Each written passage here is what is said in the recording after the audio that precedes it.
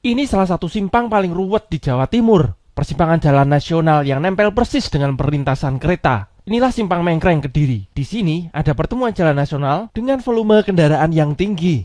Padahal secara prinsip desain jalan, persimpangan tidak seharusnya berdekatan dengan perlintasan rel. Simpang ini juga unik karena berada di perbatasan 3 kabupaten, Nganjuk, Kediri, dan Jombang. Jadi yang terdampak bukan cuma warga Kediri, tapi arus lintas regional. Sejak 2020, Pemkab Kediri sebenarnya sudah mengusulkan pembangunan flyover Mengkreng dengan biaya 180 miliar. Kok bisa mahal banget? Selain karena harus membebaskan lahan dan bangunan di tepi jalan ini yang tentunya sangat mahal, ternyata karena di sebelah barat simpang ini ada Sungai Brantas. Posisinya terlalu dekat, tidak cukup untuk membuat persimpangan yang aman. Jadi bukan cuma bangun flyover, tapi juga harus bangun jembatan panjang di atas sungai. Padahal kalau desainnya dibuat melingkar seperti ini, tidak perlu jembatan baru di Sungai Brantas dan potensi penghematan bisa sampai 50 miliar. Selain itu, sekitar 1 km di timur Mengkreng, Pemkab Jombang juga mengusulkan flyover di Bandar Kedung Mulyo. Dan usulan ini juga berkali-kali gagal. Kenapa? Karena dua lokasi ini terlalu dekat. Tidak mungkin pusat menyetujui dua flyover yang jaraknya cuma 1 km.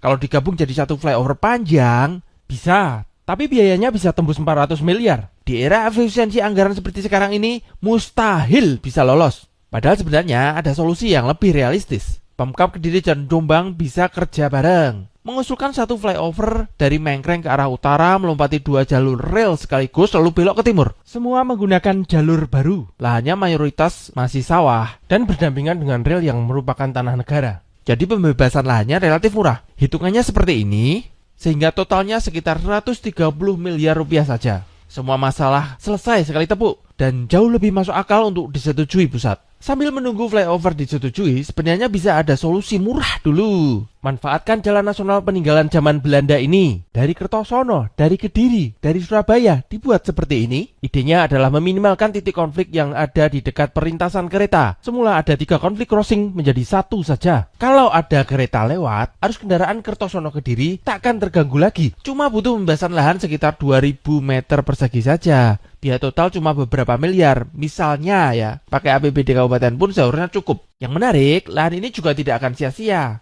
Karena kalau suatu hari nanti flyover benar-benar dibangun, tinggal sambungkan saja ke jalan ini. Karena realistisnya, flyover bisa terwujud 10 atau 20 tahun lagi. Kalau selama itu tidak dilakukan apa-apa, ya simpang ini akan terus ruwet. Dan tiap pagi, sore harus dijagain polisi. Menurut kawan, lebih masuk akal nunggu proyek ratusan miliar yang belum tentu disetujui, atau mulai dari sekarang, pakai solusi yang sederhana ini. Rizek, Andi Darmawan, Terry, Burayen, TJJ, MC, Dudu Abdullah, Entusias, Royhan, Cantika.